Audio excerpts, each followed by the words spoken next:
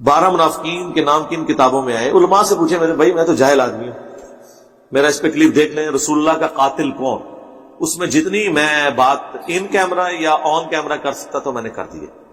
آپ صلی اللہ علیہ وسلم پر موت واقع ہوئی ہے، روح جسم سے الگ ہوئی ہے، اور پھر آپ صلی اللہ علیہ وسلم کو وہی احکام ہوئے جو میت کے ہوتے ہیں، آپ کو غسل دیا گیا، جنازہ نہیں پڑھا گیا آپ کا، اس لیے کہ اس کی علماء نے مختلف لاجک بیان کی ہے جنازہ کیوں نہیں ہوا۔ میرا ایک ذوق ہے، میرا خیال ہے کہ شاید اس لیے نہیں ہوا کہ جنازہ کیا ہوتا ہے دعائے مغفرت کے لیے، اور پیغمبر کے لیے مغفرت کی دعا نہیں ہوتی۔ کبھی آپ نے دیکھا ہے اللہ نبی کی مغفرت فرمانا؟ اس میں ایک توہین کا عنصر ہے کہ گویا نبی سے معاذ اللہ گناہ ہوئے ہیں جو مغفرت، نبی پر درود ہوتا ہے۔ قاتل چھپا دیے گئے تھے، نبی کا قتل حجرے میں ہوا، آج تک نبی کا قتل منبر سے نہیں پڑھنے دیا جا رہا۔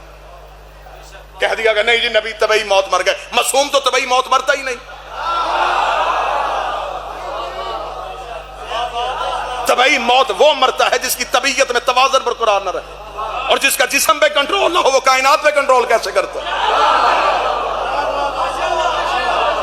معصوم یا زہر سے یا تلوار سے۔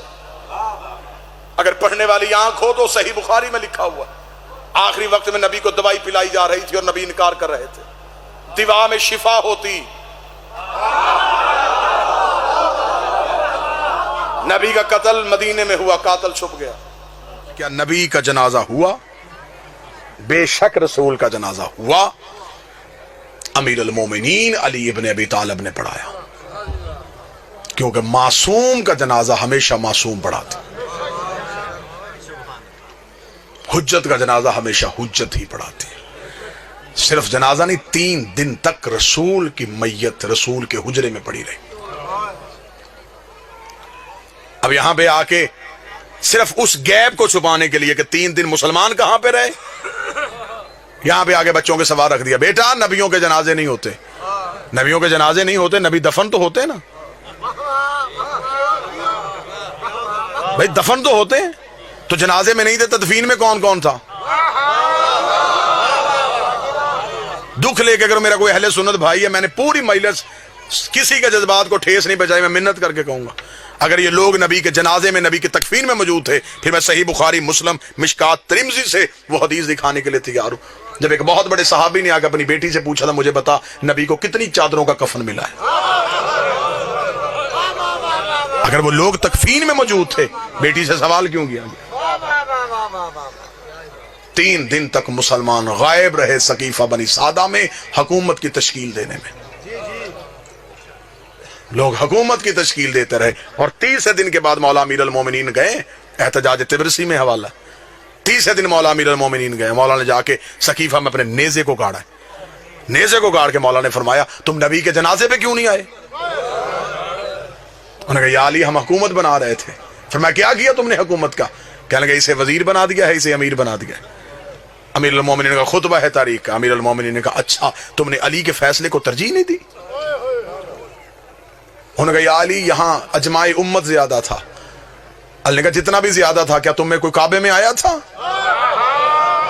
نہیں یا علی کسی نے رسول کی زبان چوسی ہو، نہیں یا علی کوئی نبی کے ہاتھوں پہ پلا ہو، نہیں یا علی کسی نے دعوت ذوالعشیرہ میں کھڑے ہو کے نبی کی تائید کی ہو، نہیں یا علی کسی نے بت توڑے ہوں، نہیں یا علی کسی نے ہجرت کی ہو، نہیں یا علی کوئی مدینے میں رسول کے ساتھ چلتا رہا ہو، نہیں یا علی کوئی فاتح خیبر ہو، نہیں یا علی کوئی کل ایمان ہو، نہیں یا علی کوئی یعصوب الدین ہو، نہیں یا علی کوئی قائد غر المجلین ہو، نہیں یا علی کوئی فاتح درین ہو، نہیں یا علی کوئی نقطہ بائے بسم اللہ ہو، نہیں یا علی کسی نے انگوٹھی دے کے ولایت خریدی ہو، نہیں یا علی کسی کے دروازے میں تارا کمی بن کے آیا ہو، نہیں یا علی کسی کی بطول جیسی بیوی ہو، نہیں یا علی کسی کا حسن جیسا بیٹا ہو، نہیں یا علی کسی کا حسین جیسا بیٹا ہو، نہیں یا علی کسی نے نبی کے ہاتھوں اپنا اعلان ولایت کروایا، نہیں یا علی اتنا کہنا تھا یا علی گھوڑے کی زین میں بیٹھے، علی نے نیزہ سقیفے سے اکھاڑ کے کہا تم جتنے بھی زیادہ تھے میں تمہیں کہہ دوں میں بھی نکاح سے، میرا باپ بھی نکاح سے، میرا دادا بھی نکاح سے، ہم نکاح والوں کے بیٹے ہیں، گناہ والوں کے بیٹے رہے۔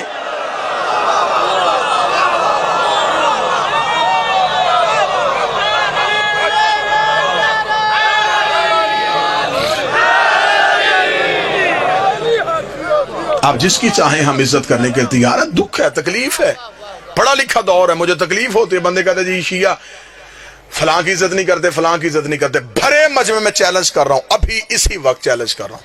یہ نہیں کہ میں جب کبھی دوبارہ ہوں، نہ، ابھی سودا نقد کر لیتے.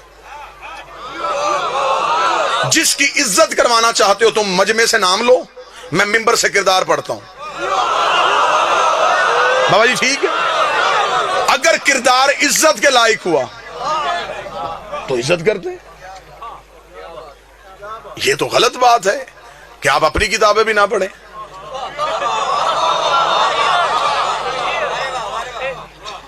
ہمارے اوپر دوہری ذمہ داری ہے، ہم اپنی بھی پڑھیں، پھر آپ کی پڑھیں، پھر ان میں سے چیزیں نکال کے آپ کو دکھائیں. میری جان اپنی کتابیں تو پڑھو. معیار کیا ہے؟ دیکھیں قطن یار، ہم شیعہ اتنی محبت کرنے والے لوگ ہیں، جو گھوڑا نبی کے بیٹے سے وفا کر گیا، ہم آج تک اس کی شبیہ بنا کے چوم رہے. کیا یہ محبت کی علامت نہیں؟ تو یہ ہو سکتا ہے کہ کوئی بندہ نبی کی اولاد کے کام آیا ہو، ہم اسے نفرت کر کے ہم نے جہنم میں جانا ہے؟ جی آپ صحابہ کی عزت نہیں کرتے. میرے اہل سنت دوست بھائی بیٹھے ہوئے ہیں، کون کہتا ہم صحابہ کی عزت نہیں کرتے؟ حضرت بلال کی عزت نہیں کرتے، ہم حضرت سلمان کی عزت نہیں کرتے، ہم عمار کی بات نہیں کرتے، ہم حذیفہ کا ذکر نہیں کرتے. کیا یہ صحابی نہیں؟ پھر ہم اعتراض کرتے کہ آپ ان صحابیوں کی بات کیوں نہیں کرتے. اب مجبوری پتا ہے، کیونکہ ان کی ہر بات میں علی کی بات ہے. معیار کیا ہے صحابیت کا؟ معیار کیا ہے؟ نبی کے پاس بیٹھنا صحابیت ہے. پھر اگر نبی کے پاس بیٹھنا صحابیت ہے تو پھر تو ابو لہب بھی بیٹھتا تھا. میں باتیں تلخ تو نہیں کر رہا. آپ ہمیں بتائیں کہ صحابیت کا معیار کیا ہے؟ مجھے بتائیں. میری سمجھ میں نہیں آتا کہ مدینے سے نکلنے والا بھی صحابی، نکالنے والا بھی صحابی، قتل کرنے والا بھی صحابی، قتل ہونے والا بھی صحابی. معیار صحابیت کیا ہے؟ طے کر لیتے ہیں، قانون بنا لیتے ہیں. شیعہ سنی جھگڑے دیہاتوں سے ختم ہوتے ہوتے شہروں تک چلے جائیں گے. یہاں سے یہاں تم بل پاس کرو، پارلیمنٹ ہاؤس تک بل پاس کروا لو. ہم شیعہ سب سے پہلے دستخط کرنے کے لیے تیار ہیں. ہم سے قرآن کے حاشیے پہ دستخط کروا دو، ہم لکھنے کے لیے تیار ہیں. جو بھی مسلمان کلمہ نبی کا پڑھے گا، کسی صحابی کو برا کہے گا، وہ کافر، وہ جہنمی، وہ مرتد، اسے پھانسی، اسے سزائے موت. جو صحابی کو برا کہے اسے ملعون سمجھا جائے گا، جو صحابی کو برا سمجھے اسے جہنمی کہا جائے گا. اگلا قانون بھی تمہیں ماننا پڑے گا، جو برے کو صحابی کہے اسے بھی ملعون کہنا پڑے گا. شیعہ مرتا مر جاتا ہے، یزید کو رضی اللہ نہیں کہتا. ایک لمحے کے لیے گھروں میں بیٹھ کے سوچو کہ اسلام تمہیں کیا دے کے گیا ہے. کوئی مسلمان یہاں ہاتھ رکھ کے نماز پڑھا، کوئی یہاں ہاتھ رکھ کے پڑھا، کوئی یہاں ہاتھ رکھ کے پڑھا، کوئی کھول کے پڑھا. جو یہاں ہاتھ رکھ کے پڑھا اسے پوچھو یہ کیا؟ جی رسول یہاں ہاتھ رکھتے تھے، یہ رسول یہاں رکھتے تھے، یہ رسول یہاں رکھتے تھے، یہ رسول ایسے پڑھتے تھے. یہ کام دن میں نبی 5 دفعہ کرتے تھے.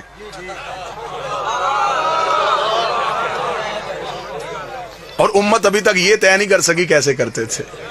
غدیر تو ایک دن آیا تھا.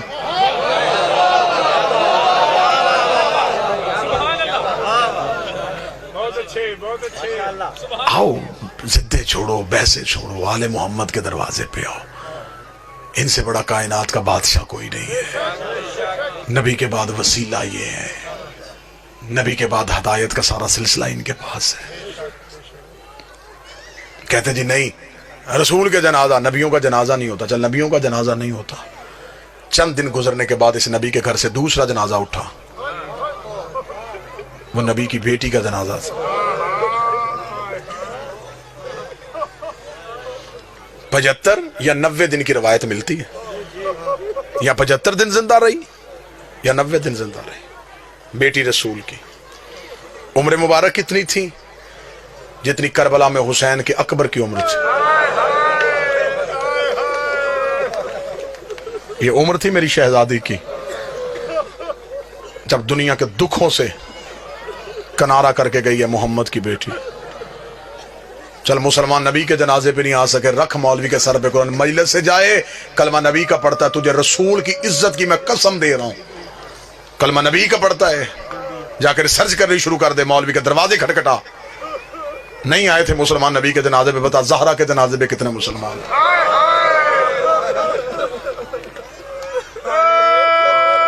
آدھی رات کو دفنا کیا ہے علی بطول کو.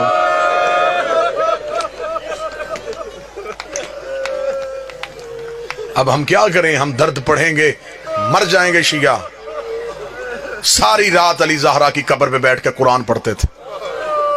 تلوار نکالی ہوتی تھی، ایک ہاتھ میں قرآن ہوتا، ایک ہاتھ میں تلوار ہوتی.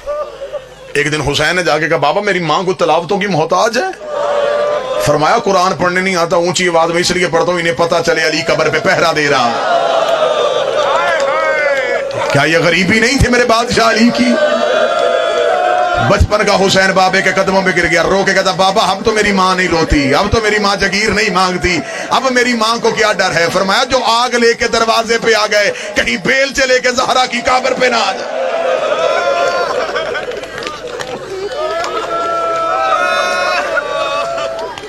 رکھ مولوی کے سر پہ قرآن. تھوڑے عرصے بعد اس نبی کے گھر سے تیسرا جنازہ اٹھا. وہ نبی کے بیٹے کا جنازہ تھا. وہ نبی کے بیٹے کا جنازہ تھا. مجھے سر پہ قرآن رکھ کے بتا کبھی کوئی جنازہ گھر سے نکل کے پھر گھر آئے؟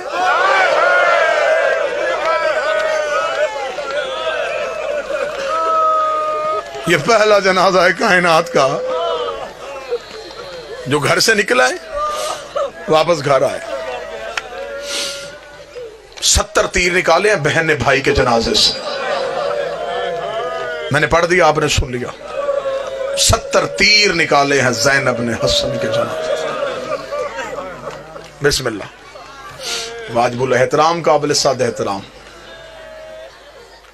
خطیب عالم اسلام سرکار علامہ قبلہ علی ناصر الحسینی صاحب تشریف لے آئے. بس یہیں پہ 2 جملے پڑھوں گا، بس یہیں پہ جو بندہ ہے میں مصاحب چھوڑوں تو پھر جو آگے آنا چاہے وہ آگے آ جائے.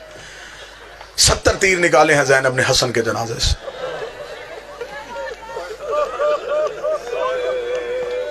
حسین نے اکبر کے جگر سے ایک برچھی نکالی تھی.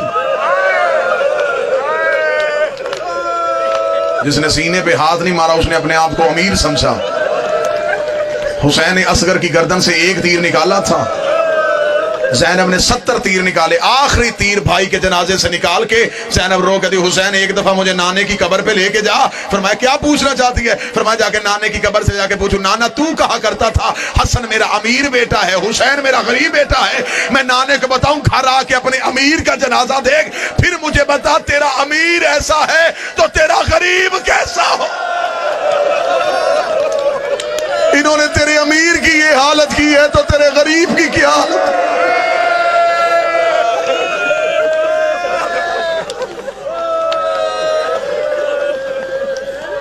4 جنازے میں نے پڑھ دیے. سر پہ قرآن رکھ کے بتا 5واں تو امت نے اٹھانے نہیں دیا. 3 دن نہ کفن،